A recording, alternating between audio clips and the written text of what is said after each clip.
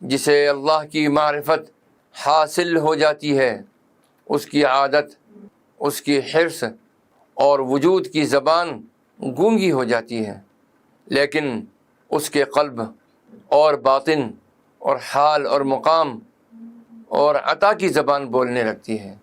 اس پر جو اللہ نے انعام کیے ہیں اس کا اظہار کرتا رہتا ہے۔ اس لیے ان کی حضوری میں خاموش بیٹھا جائے تاکہ ان سے نفع حاصل ہو۔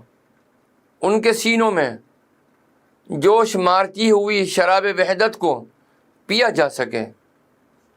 جو بندہ اللہ کے عارفوں کے ساتھ زیادہ اٹھتا بیٹھتا ہے وہ اپنے نفس کو پہچان لیتا ہے اور اپنے رب کے سامنے جھک جاتا ہے۔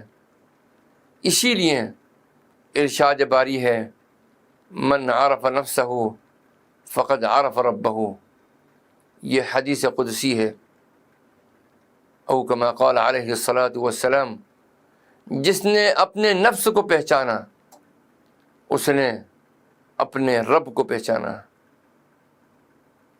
نفس ہی بندے اور اس کے رب کے درمیان بڑا حجاب ہے۔ جس نے اپنے نفس کو پہچان لیا، اللہ اور مخلوق کے لیے تواضع اختیار کی، اسے پہچان لیا تو اس سے بچنے لگے گا۔ نفس سے واقفیت ہونے پر اللہ کے شکر میں لگ جاتا ہے اور یہ جان لیتا ہے کہ اس کی پہچان کرا دینے میں اس کے لیے دنیا و آخرت میں بھلائی چاہیے۔ چنانچہ اس کا ظاہر اللہ کے شکر میں اور باطن اللہ کی تعریف میں مصروف ہے۔ اس کا ظاہر پراگندہ اور باطن جمع شدہ ہے۔ حال چھپانے کے لیے اس کے باطن میں خوشی اور ظاہر میں غم ہے۔ عارف کا حال مومن کے حال کے برعکس ہے، کیونکہ اس کے دل میں غم اور چہرے پر شادمانی ہوتی ہے۔ وہ ایک ادنا غلام کی طرح دروازے پر کھڑا ہے، اسے نہیں معلوم کہ اس کے ساتھ کیا ارادہ کیا گیا ہے، قبول کر لیا جائے گا یا ٹھکرا دیا جائے گا۔ اس پر دروازہ کھولا جائے گا یا صدا بند ہی رہے گا۔ جس بندے نے اپنے نفس کو پہچان لیا وہ ہر حال میں مومن کے حال کے برعکس ہے۔ مومن صاحب حال ہوتا ہے اور حال بدلتا رہتا ہے۔ عارف صاحب مقام ہوتا ہے اور مقام ثابت رہتا ہے۔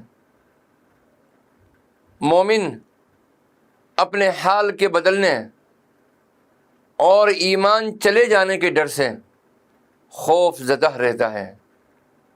اس کا دل ہمیشہ غمگین رہتا ہے اور غم چھپائے چہرے پر خوشی سجائے پھرتا ہے۔ بات کرتے وقت اس کے لبوں پر ہنسی کھیل رہی ہوتی ہے، جبکہ غم کے مارے دل ٹکڑے ٹکڑے ہوا جاتا ہے۔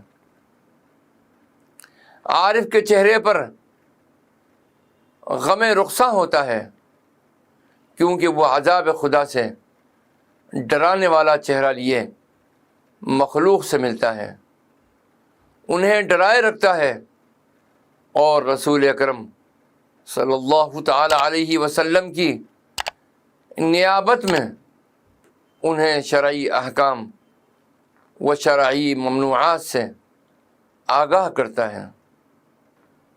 اور یا اللہ نے سن کر عمل کیا، ان کے عمل نے انہیں اللہ کے قریب کر دیا۔ جو خاص انہوں نے اللہ ہی کے لیے کیا تھا، پھر انہیں وہ مقام حاصل ہوا کہ وہ دل کے کانوں سے اللہ کی باتیں بغیر کسی ذریعے کے سننے لگے۔